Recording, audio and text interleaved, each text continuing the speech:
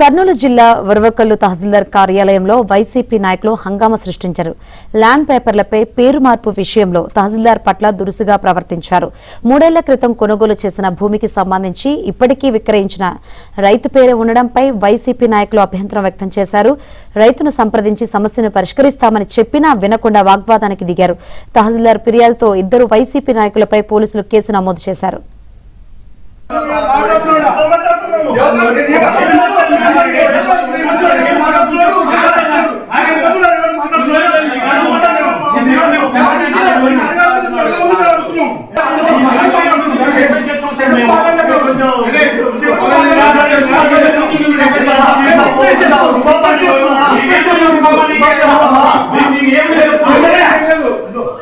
office